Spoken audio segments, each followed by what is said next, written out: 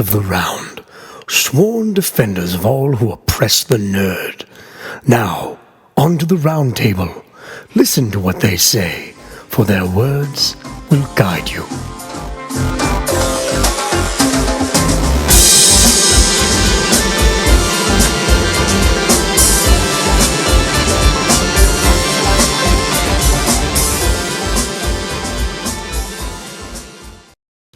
It's another nerdy night as my roundtable joins me, Ben, the Ridiculous Riddick, in another E3 Impressions video. Joining me this time, Everything Shiny himself, the Shiny Man.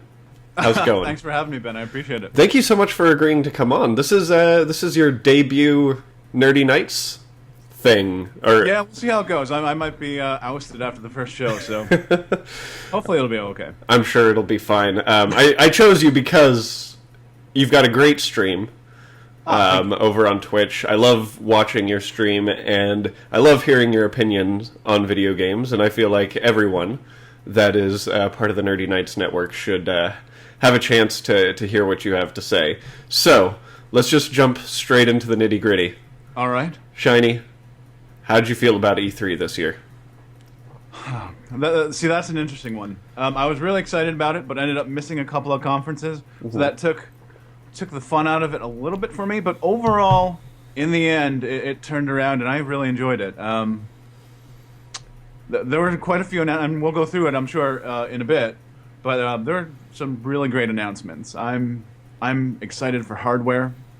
I'm always excited for hardware, information, so with Scorpio and Xbox One S, and with PSVR, I was super excited. I was so excited about how much content is coming to VR as a whole. Not even just PlayStation VR, but the fact that there's going to be Fallout 4 VR, that seems crazy, right? I never for a second thought that would be something coming to VR. That's amazing to me. Minecraft VR.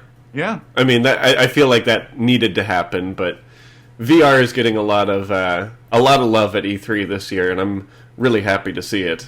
Now, you one to pre-order? Are you getting VR or no? PlayStation VR, I pre-ordered it the very day that I was able to. me too. Just be damned. I was like, there's nothing on here that looks like I'm gonna want it right away, but I want this now. Right. Yeah. So you're like me. I need the tech. Yeah. Exactly. What thing stuck out for you for PlayStation VR? I've been interested in rigs from day one, seeing that. I got to play a little bit of that let me at go to my PlayStation Experience. Experience. Hold on a second. I was intrigued by Resident Evil. Now, I've never been a horror genre fan at all, but hearing that in VR, or that was going to be in VR, is really exciting to me. Yeah, that's a big bag of nope. Now, Farpoint looked great to me. It looked great. But then I heard some impressions that it's pretty much on rails and you're holding this terrible light gun, so I don't know. Star Wars VR mission for me was interesting. It looks beautiful, but I'm thinking that's something on rails as well, where you just kind of sit there and it takes you through it. See, now that I could, because the way Battlefront missions work now, right, you're moving around. I mean, yes, it's a very small point that you're on, but you're moving around. So I have high hopes for it, and even if it's not my prediction is, even if it's not great on Battlefront 1, this is EA's way to test it out, see how people like the VR aspect, and possibly put more into Battlefront 2, which has already been leaked, announced, whatever you want to... Well, now, see, I hope so, because there's a bunch of stuff coming to VR that is flying spaceships, right? So we're going to see Elite Dangerous in VR. Eve Valkyrie, I can't wait for that. Have you had a chance to play any Eve Valkyrie?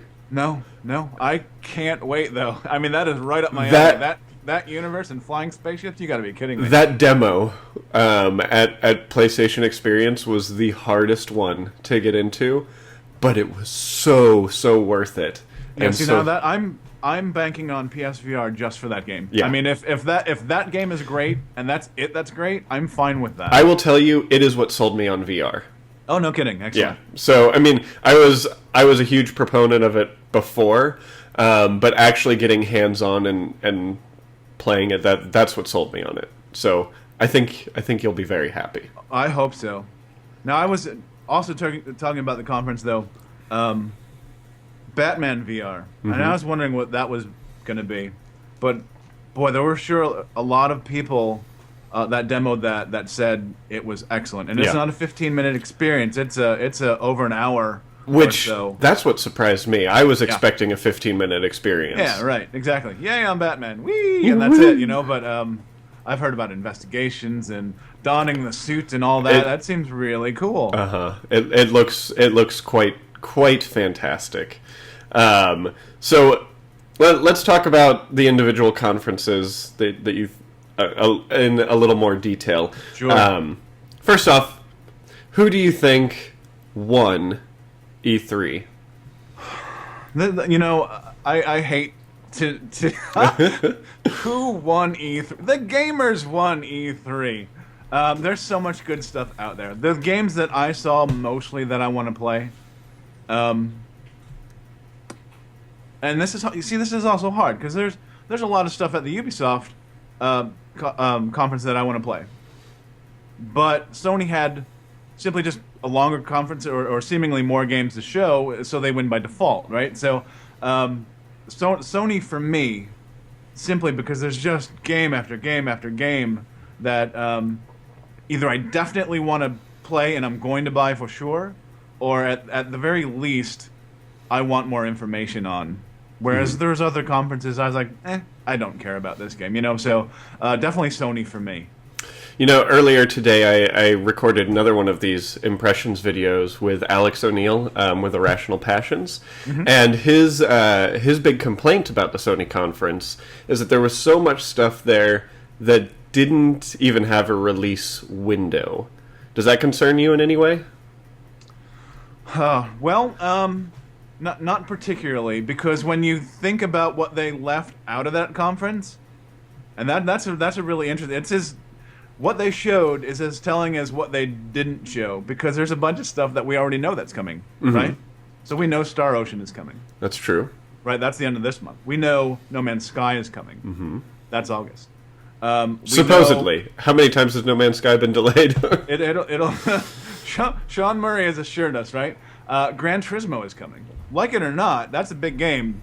I might not be into it, although that's in VR as well, so who knows, I might have to try that, right? That wasn't shown. Gravity Rush 2 is coming. I keep forgetting about Gravity Rush 2, and I love Gravity Rush.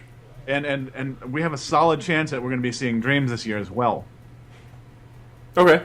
So, I feel like they set the Dreams table. Is the Media Molecule one, right? Yep. Okay. Yeah. See, I feel like they've set the table already. They're just showing what's coming in the future as well, and I'm okay with that. Yeah, absolutely. And I think that's what's more important out of a lot of these conferences is, we saw a lot of the stuff that's coming this year, last year, or at PlayStation Experience, and now is the time to show the bigger picture. Yeah. And there's so many conferences now, right? So there's, I'm not sure if are they doing Paris Games Week or Gamescom this year, but whichever, they're doing one of them. Right. Sony will, right? And we'll probably see more stuff that's being released this year. Then you have TGS as well, PS Experience. I mean, there's so many shows now; they can't show everything.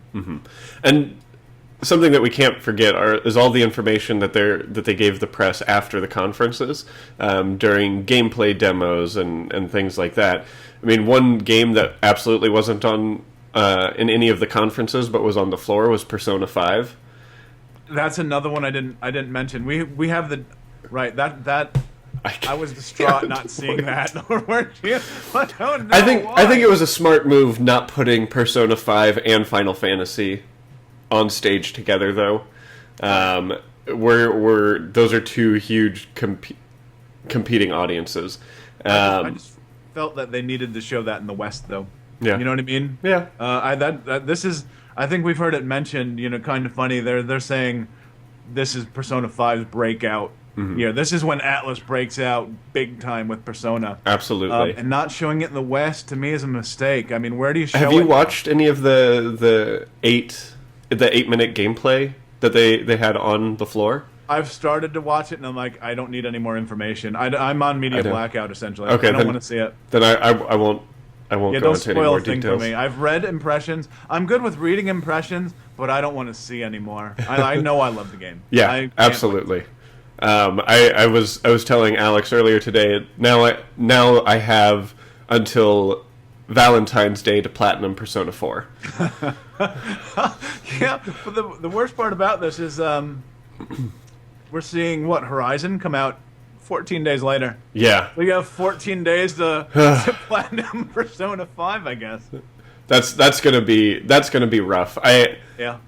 Because Horizon looks just absolutely stunning. Yeah. And I mean, just looks stunning, but then when you saw the gameplay, it looks really intricate and really smart. Yeah. And I think I was worried about that. Finally seeing some of the RPG elements in it, like Yeah. the crafting and the map and the quests and all of that was very, very encouraging. Absolutely. That's a really cool world where they have whether they will or not, I don't know, because they haven't had the greatest track record of telling the most amazing stories. But boy, they've developed a universe where they can. So hopefully that will come to fruition. Absolutely, I agree. And as non-story driven as the Killzone games were, you can't disagree that they didn't play well and that they didn't look beautiful. Right? Yeah, exactly. And- Shadowfall was gorgeous and it played well. And the story was Yeah, it was exactly. fine. It was fun. I will say that's why I didn't finish the game, because the story just didn't grab me. I played that game because it was one of the first multiplayer games that came out on PS4, and And it was solid multiplayer yeah, too. it was fun multiplayer. Yeah. Another game where I kicked ass at sniping. I don't kick ass in sniping in any game. So What about the Xbox conference? Because you have all Both. 3 consoles, right? Or you don't have a Wii U? I don't have a Wii. I'm waiting for the NX. Okay. I'm waiting for the NX. Even though it's most likely going to be something completely different? Just knowing there's something, and see, that's a problem with the Xbox conference. Knowing that Yep. there's something right around the corner, can I invest in a Nintendo console? There's that's holding me up, and just that tablet controller that I want nothing to do with is holding me up. I know there's games. I know there are games there, but I also have to think in not only my free time of gaming, but things I want to stream. And things that are going to stream well and where I'm going to get an audience, right? Absolutely. So now going back and getting a Wii U and playing some launch games for that, not really going to strike a chord with a lot of people. Or it's going to, it's going to be a very niche sort of community that will start building there. And that's not necessarily what I want to do right now. Yeah, that I'm makes trying to be more of a variety streamer. that absolutely makes 100% sense. Although you should play Splatoon. There you get your first-person shooter. It's just know. like Doom. I wanted to get the special console for that. I wanted to, but my wife is Ray held me back there. I wasn't allowed to. See, we got the special Wii U Zelda edition, so it's got all of the little. Oh yeah, that's nice. That's nice artwork on there too. But and I just broke everything. It's okay. Yeah, all right. Well, now you need a new one. Now I need a new one. But the Xbox conference. Yeah, I thought they came out super strong. Now, whether you like the games or not, they came out strong. Right? Absolutely. So, announcing the new Xbox One S. That's awesome. What other console out there right now is able to stream in 4K? If you've got a 4K Yeah. and you don't have an Xbox One, why aren't you grabbing this? And the price At point. $299 Exactly. That's in the gaming world, and I know that it's $299 is expensive.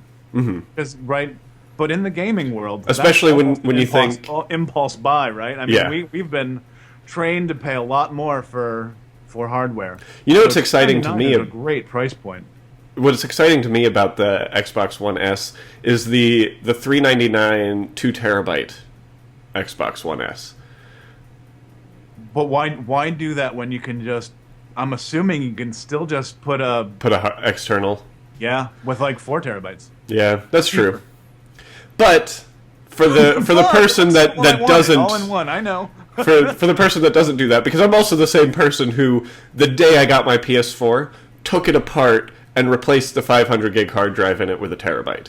Yeah, I did that a little bit later down the road.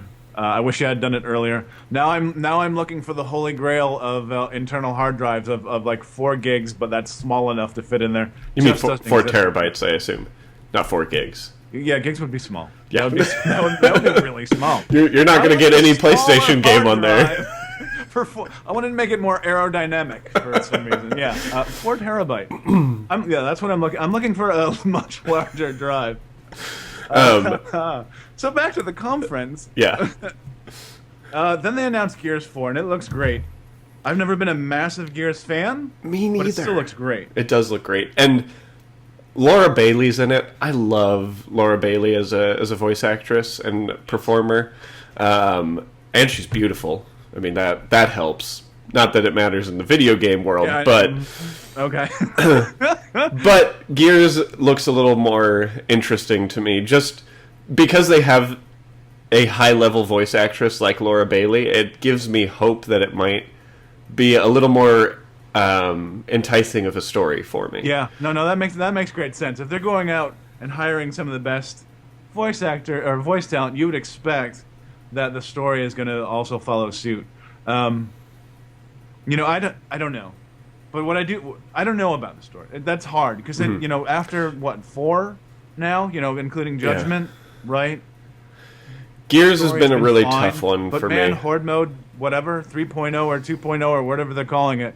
I've had so many hours of great fun with wonderful people playing that, and I'm excited to do that again.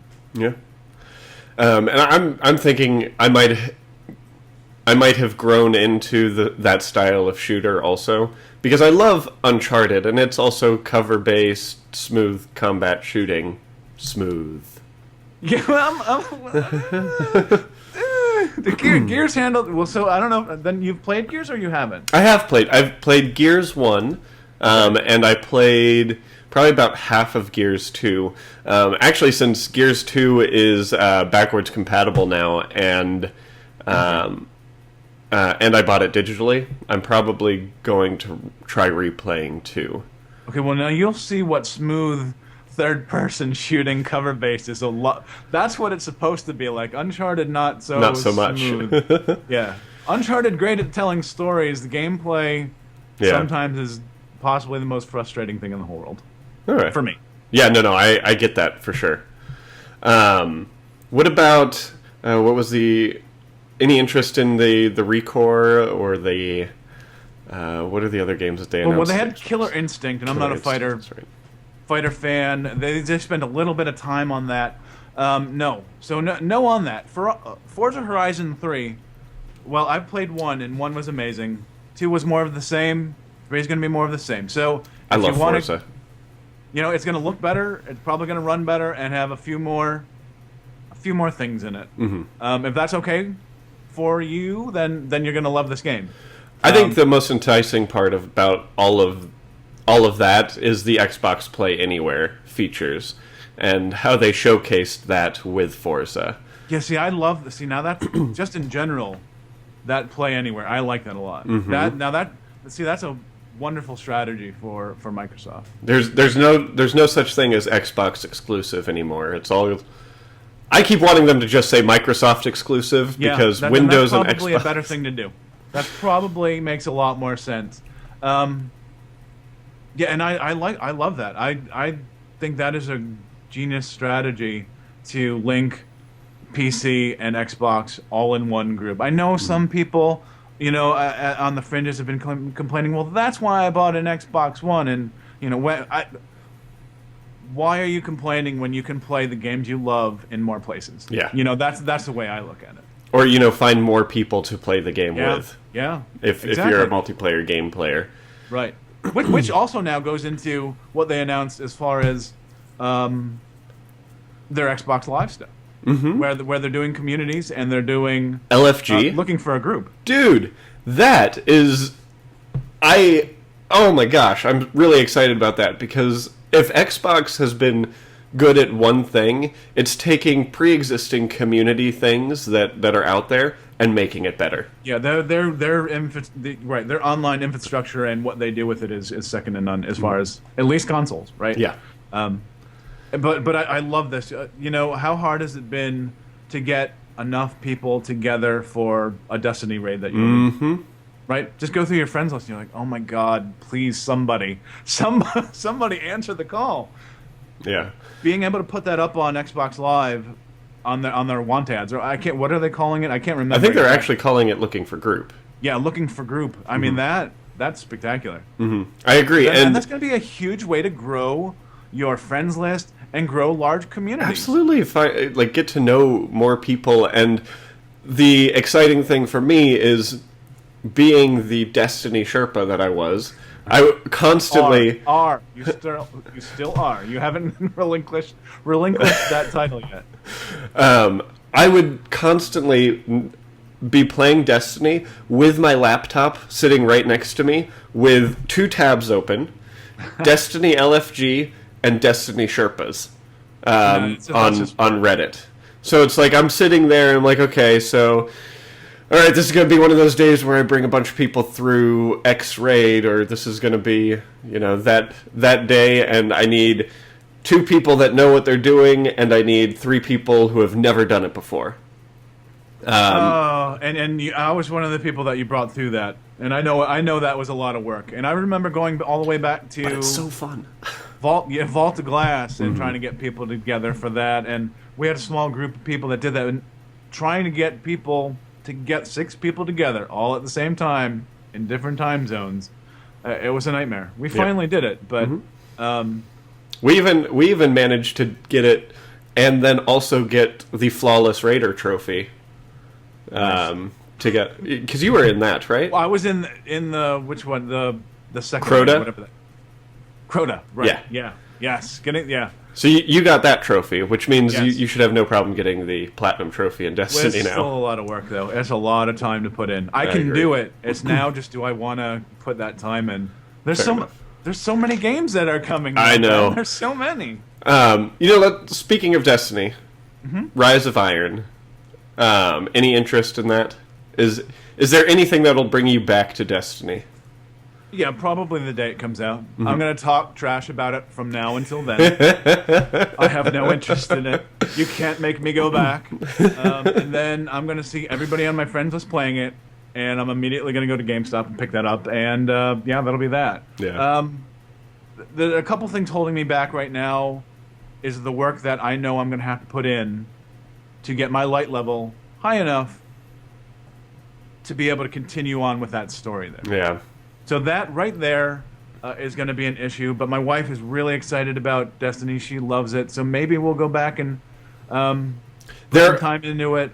Shiny, let me tell you, it is so easy to increase your light level now. See, now that's between a few people have told me that. Ash has told me that. You've told me that now. Okay.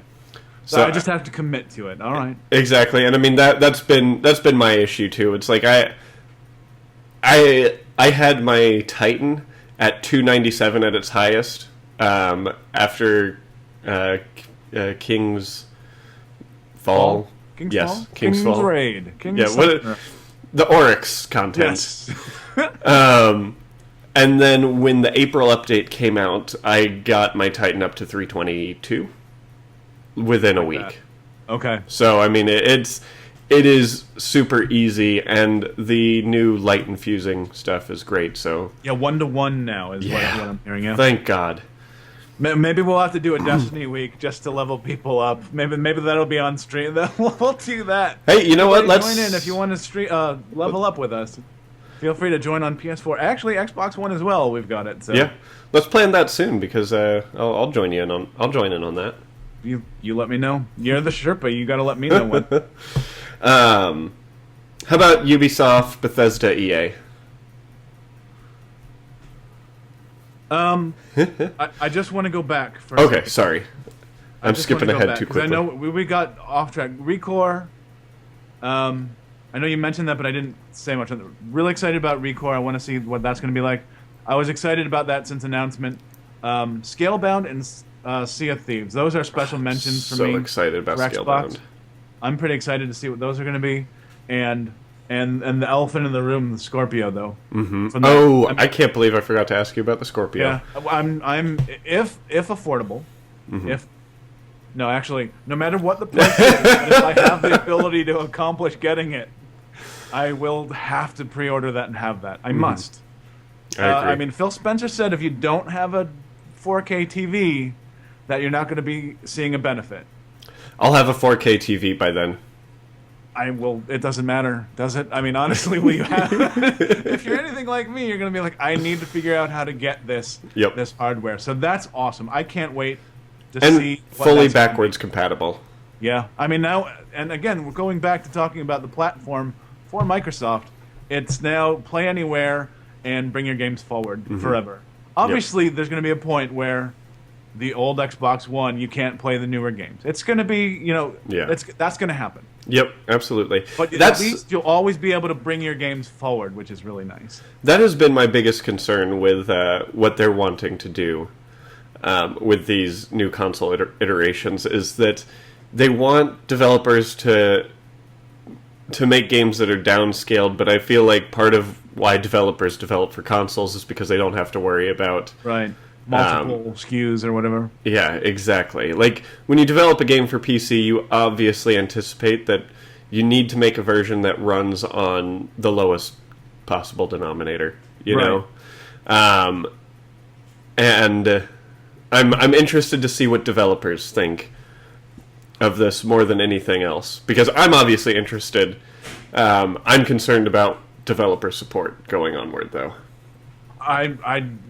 What I'm predicting is it's going to be similar to phones, that the older models are just going to become obsolete. I think the generation of how long you can play a particular game on a system is going to remain the same. So let's say your original Xbox One is still going to last you 6 to 8 years, but after that, that's going to be obsolete, and then you'll probably be like the Scorpio will last 6 to 8 years, but there'll be iterations in between there. Do you understand what I mean? Yeah. There'll be the half steps, but the games will always keep moving forward.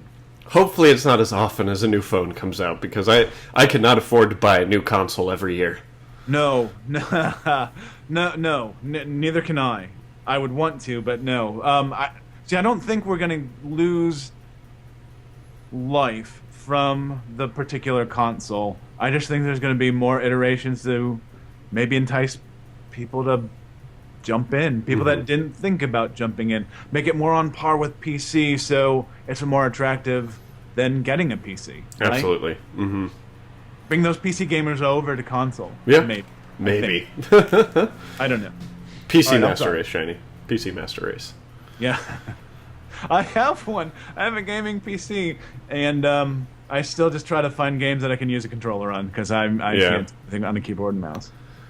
Whereas I have friends that get the little Zim 4s that you hook up and calibrate with the systems so that you can use mouse and keyboard on the PlayStation and Xbox. Yeah, I know. And what is Xbox is coming out with mouse and keyboard support as well. It has to. I want nothing to do with that. Just keep that stuff away from me. I can't hardly type, let alone try to use that for gaming. I understand. Do you have anything else you want to mention on the Xbox No, front? I'm sorry. I'm sorry for... I just wanted to make sure we got those in. So EA, Ubisoft, and Bethesda. How are you feeling? Bethesda, two things I would want to talk about there is the... Too much Dishonored talk? I am indifferent about Dishonored. I didn't really particularly like... I ended up actually streaming Dishonored one. I remember that. Master, and I that game, and it's going to sound terrible, right? Games are supposed to be fun, but that was work for me. I didn't enjoy it at all. And maybe it's just because of the particular stealth gameplay. You know me. I'm running right in there. I'm not doing that. Sneak around. No, I don't want to. Where's the front door? That's how I play. So that particular type of gameplay doesn't speak to me. But the remaster of Skyrim, just to have that again, that's a game. Elder Scrolls games. I'll buy them over and over and over. If you want to remaster Morrowind, I'll buy that too. That was my favorite. So I'm excited about that. And I can't wait for Skyrim. That is number one on my most anticipated thing from Bethesda. Okay, all right. See, what my number one most anticipated, and it's been for years, and I was hoping to see it. Years ago, it was called Prey 2. Now it's just called Prey. Oh, yeah. Prey Let's looks... see if that game comes together the way it looked when we first saw it in 2011, 2012 at E3 or something. Mm-hmm. It looked really cool. It does look completely different than it did back in I think it was 2012. Yeah, it looked like they were like on a space station of some sort or whatever, and it looked cool. But and it looked stoked. modern, and it looked exactly where I wanted to play a game, essentially. Mm-hmm. It looked like a universe that I wanted to be in. So we'll see. I'm holding out hope for it, but they didn't give a release date, though, did they? No. Yeah, so... A lot of things with no release dates at E3 I'll be this pretty year. Cautious with that. Cautiously optimistic with that one. Any interest in Quake Champions? No. No? Just straight up no. Even with as much as you're playing Overwatch? Pardon? Even with as much as you're playing Overwatch, you're not interested in Quake Champions? Okay, you're twisted. Maybe now. If you compare it to Overwatch, well, okay, maybe. I mean, I feel like it looks like it's going to... We're getting into the age of battle arena games. With Overwatch, Battleborn, and what Quake Champions is going to be, and I'm super stoked about what that's going to be. I was a huge Quake fan. Kind of bummed that this isn't going to be a full Quake story and all that, but right. The multiplayer in Quake, that's like some of the first person shooters that I've played besides Rainbow Six. Is that mostly objective based, or is that kind of just deathmatch? They've got both, Okay. but most of the games that I liked playing were the objective based stuff. Okay, good. Well, all right. Now you're talking something I might be on. Well, I'll keep an eye out for that then. Maybe Quake Champions will have May in it as a downloadable character. Absolutely. May is Bay. All right. EA, anything of interest out of there for you? Other than Titanfall 2, I don't. No Mass Effect. Well, Mass Effect, but okay. When I see it, I'll be excited. About Mass Effect. I mean, Mass Effect is one of my favorite franchises. Mass It Effect is 1 my favorite especially. franchise. It's my favorite. So seeing the Mako coming back is cool. I need release dates for. I need release dates for it. I'm kind of bummed that the Tempest looks absolutely nothing like the Normandy, but you can't have the Normandy again, I guess. No. I mean, you've had one. It blew up, and then you had the second one, right? Which was even better than the first. Right, it was super awesome. It's like... It was the extra Normandy edition. Yeah. Yeah, that was good. I am excited about it, but again, just... Is this the third E3 it's been at? Yeah. Okay, it's hard to get excited about that now. Yeah, fair enough. Showing it again. Give me the release date, and then I'll start working up. But there's just way too many games in front of that, or that have just been announced that I'm way more excited about. Fair enough. Any of the Star Wars stuff pique your interest? See it. I'll wait until you see it. Mm-hmm. Yeah, it's a wait and see. I mean, I love Battlefront 1 and 2 before DICE got it. I still like the current Battlefront. Yeah, it is fun, but I was so disappointed that Galactic Conquest wasn't in it, and that was the bread and butter of the first two Battlefronts. Mm-hmm. So maybe if that comes back, I'll be far more interested. Lately, I have been every once in a while, maybe one night a week, hopping on Battlefront on my own and running and dying, doing that thing. Die, respawn. I don't know the maps apparently well, and at level 6 or whatever, I'm getting owned. But I still love Star Wars. I love what DICE can do with sound. They're so good at building a sound profile for a game. That's just amazing. Having a headset on and hearing that is just absolutely incredible. For sure. Absolutely incredible. So I still enjoy it, but I'm hoping they get back to their roots. I hope. I think they will. I mean, I think EA and DICE have gone out and said, you know, they've tried to pin the blame on The Force Awakens, the movie, for not having everything they wanted in the game to be in the game. But I do think people take a huge dump on EA all the time, but I feel like what EA was doing at their conference this year, even though there was still a lot of tell and no show, right? As opposed to like Sony's show and no tell, I feel like there's still, this conference was them listening a little more, and I feel like EA might be turning around a little bit. They still put out good stuff. They do. Mean, undeniably, they put out good games. For as bad of a worst company in the whole world, they get.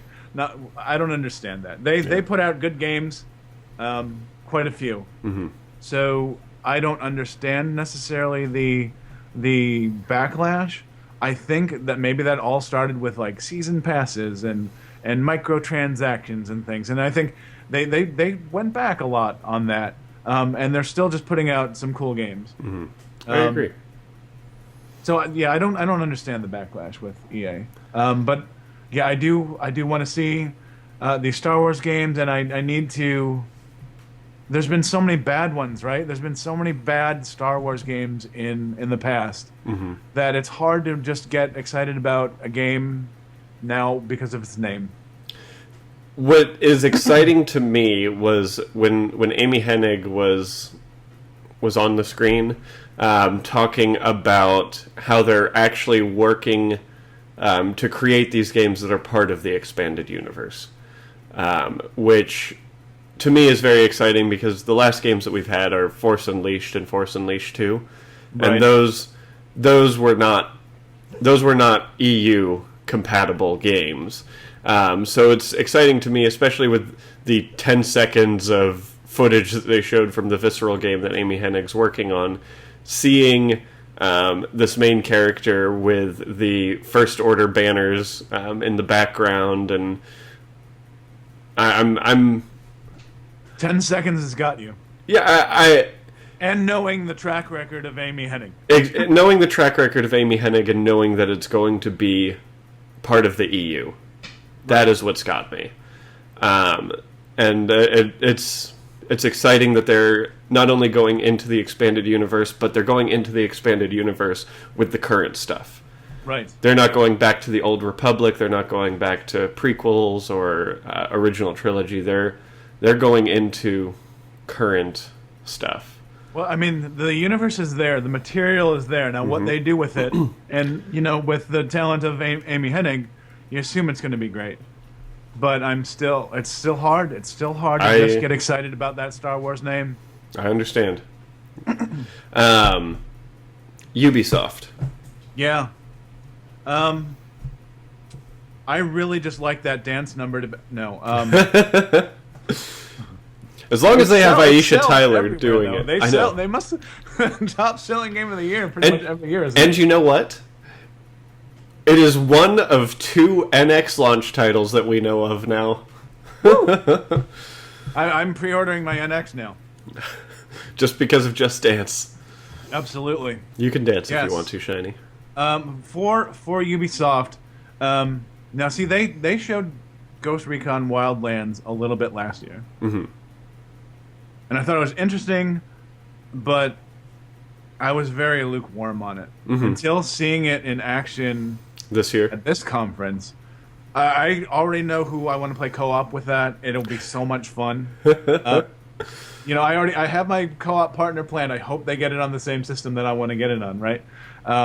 It looks sharp, and it looks fun. And being able to team up, I'm all about co-op games. So, God,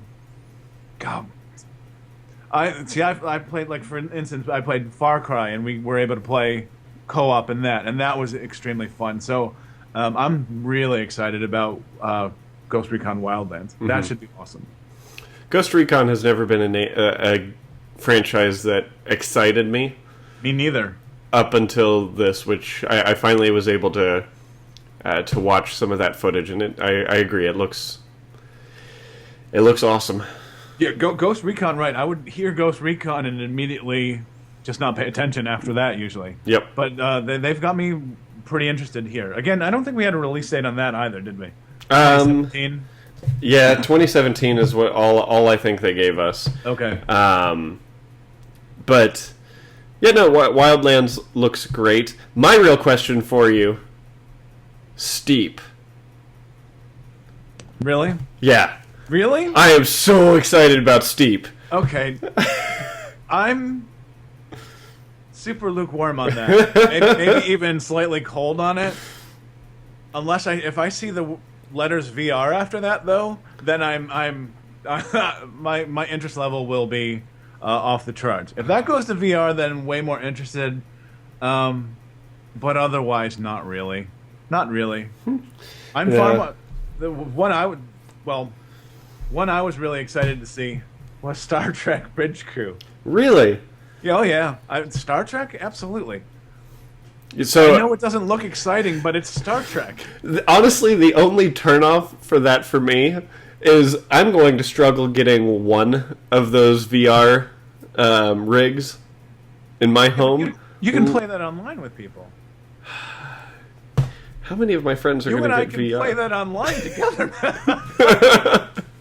Maybe we can occupy more than one station. I don't know, but we've got that. We're doing this. We're doing this. I've decided. Okay. I will Sherpa you through this. That'll be great. But we'll probably die a lot, but I'll try. The point is to find new worlds.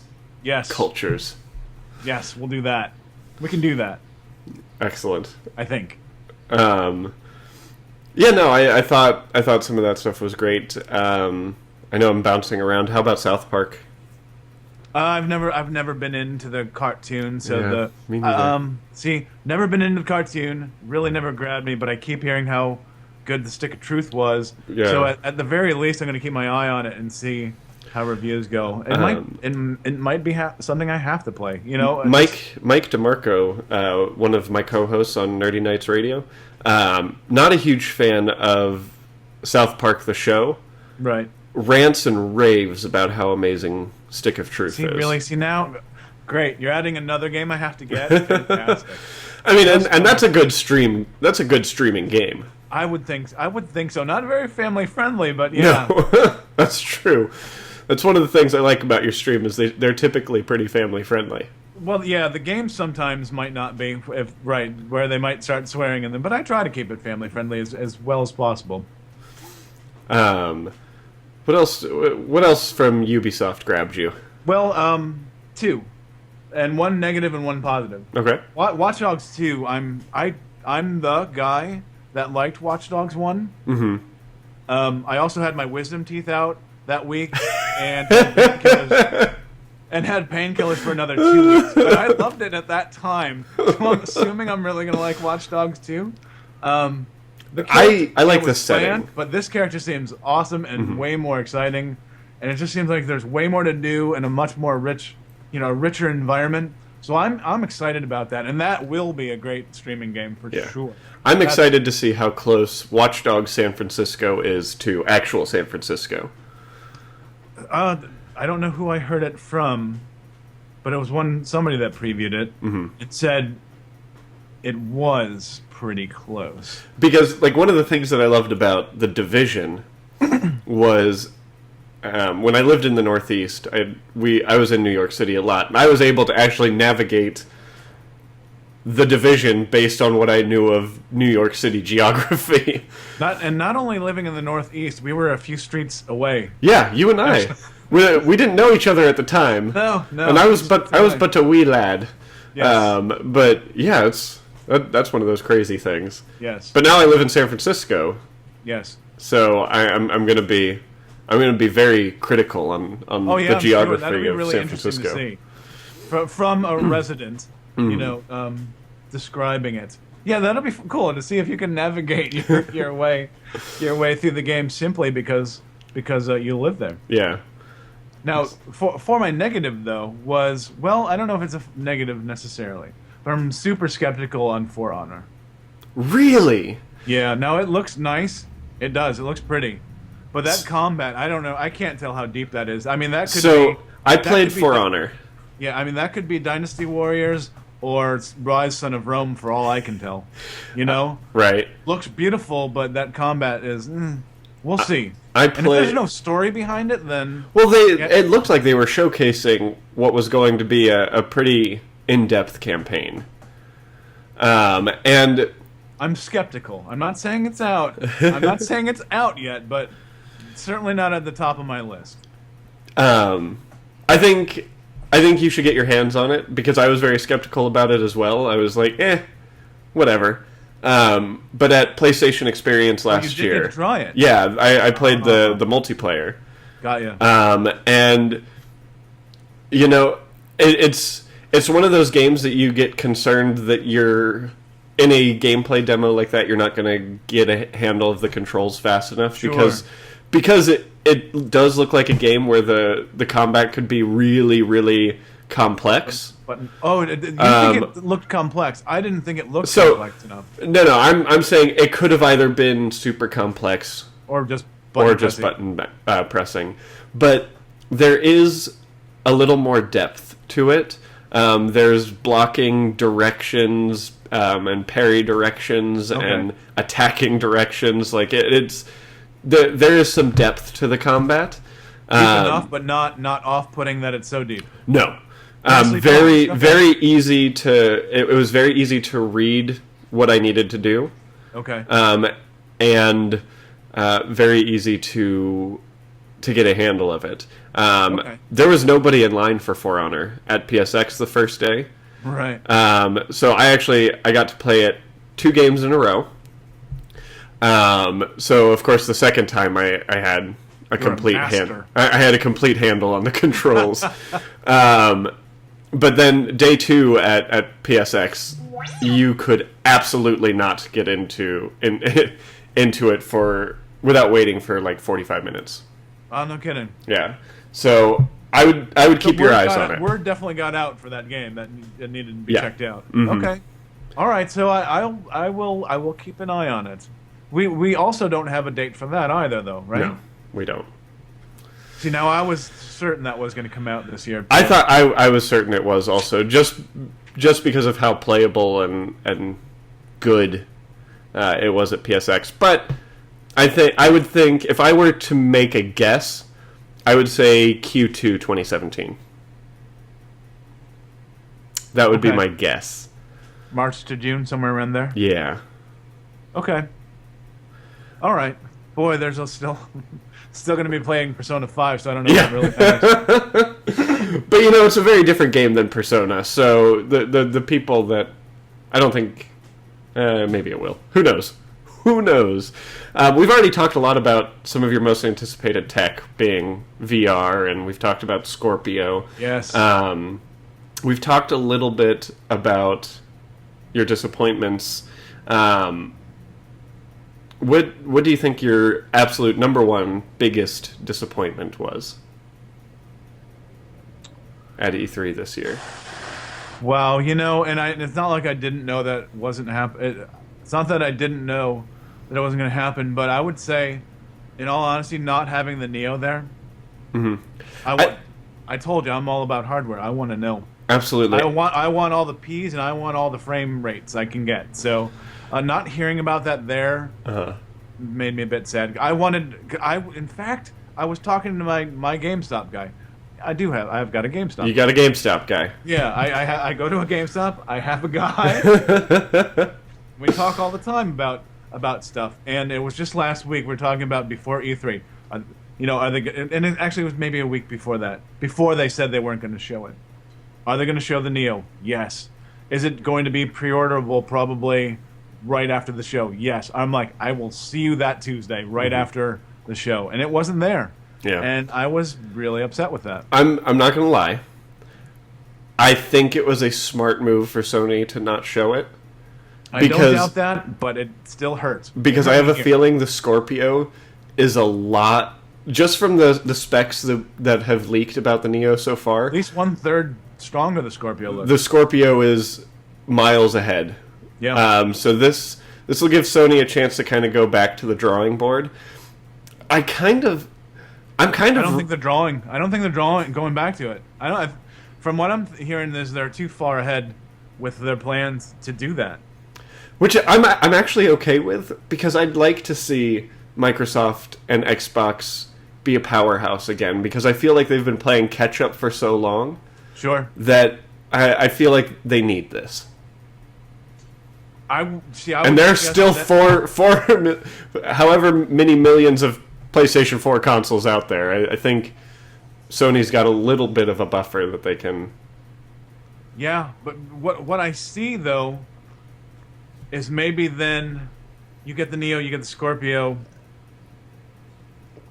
you get the next PlayStation after that, which is bigger than the Scorpio. It might just alternate almost every other year that one or the other is coming out. Fair enough. That's how fast this, generation, or this, this new way of console generations can go. Mm-hmm. It's possible, and then that really makes sense of how we bring the games forward and phase out the older machines. I think. Absolutely. Before we start wrapping up, number one most anticipated game that we saw at E3. That we saw at E3. Yes, that we saw at E3. Because there would be a tie, and you know what that would be. Yeah. But Horizon, absolutely Horizon. Absolutely Horizon. I cannot wait. I've pre-ordered the special edition. My Aloy statue will be right here next to my Peter Dinklage ghost. I'm so jealous you have one of those. I would sell it for a Scorpio. so if you want to pre-order that for me, that sounds fun. I'll even throw in the charging cable for it if you want to. Oh, excellent. So I was super excited about it last year. Slightly felt like I needed to see more. This year just blew it away. Mm-hmm. That gameplay is fantastic. Yeah, really intricate, smart. The upgrade tree, the size of the world. There's so much storytelling that can go on there. I think we've heard it from Kind of Funny, right? Colin Moriarty just saying this could be PlayStation's next huge franchise. Yeah, and I am on board with that. I hope it is. I hope so. I hope it's everything I want it to be, because I'm really excited about robot dinosaurs. That's all I needed to hear. Yeah, I don't know how that couldn't be cool. Yeah. Man, and just the AI, the way the AI acted there. Yeah. There was the aggressive ones, corrupted ones, and then just the ones minding their own business, not even caring that you were there. It was really interesting to see. It felt like Witcher meets Far Cry. Yeah, that's pretty fair. That's pretty neat. That's the exact kind of game that I want to play. Yeah, I mean, there's so much that they showed that was cool. Mm-hmm. But that definitely has me. Yeah. That's like I said. I don't normally go and buy special editions at all, except for Persona 5, and now Horizon. I do have Persona 5. I pre-ordered it as well. Yeah, gotta get that duffel bag, man. I'm getting a duffel bag and a plushie. I don't care. Whatever. I'm a grown-up, really. Yeah, I'm an adult. Actively adulting over here. Yeah. Oh, God, yeah. So, you buying that for your son? Yeah. That's what I'm doing. Yes, I am. I bet you. Yeah, but anyway, Horizon, I can't wait. Absolutely. That is, hands down, just the coolest thing I've seen. Absolutely. Really. Just cool. Mm-hmm. Straight up cool. Mm-hmm. And the only thing it could have been better is if they put it in space, because I love space. That's what Horizon 2 will be all about. In space. You go to space. Yes, robot dinosaurs in space. Oh my god. Robot dinosaurs in space. We need to make that game. Yeah, that's what we should do. We could just use Twine and do like a web browser game. That's robot dinosaurs. Don't tell anybody our idea either, okay? Okay. Guys, if you're listening to this, just mute that. Yeah. Nothing happened. This is not the game you're looking for. Exactly. All right, Shane, let's go ahead and wrap up. Tell everyone where they can find you. You can find me. I stream 4 days a week. I'm on Mondays, Wednesdays, Thursdays, and Fridays, 1 p.m. to 5 p.m. Eastern. You can find me at twitch.tv/everything's shiny. That's 2 S's, just so That you is know. correct, yes. Because I sometimes miss that when I'm typing it in. That you're finding somebody else on Yep. Twitch. Yep. But if you get confused, follow me at It's Shiny here. On Twitter. Yeah, is that another double S? Jeez, I'm really Yes, it is. It is another double S. I don't know. Ask Ben. He'll direct you to me. Hey guys, in the description down there, right down there, you'll be able to find links to Shiny's stream, his Twitter, and of course you'll also find it all on our website, www.nkrn.org. And remember, you can find me on Twitter. I am at BRidiculous. I spell it stupidly, BRIDDICKULOUS. And you can follow everything Nerdy Nights Network related at nerdy_nights. Guys, thank you so much for joining us for another E3 Impressions episode. Go out and defend the realm of the Nerdy Nights, and remember, until next week, it's dangerous to go alone.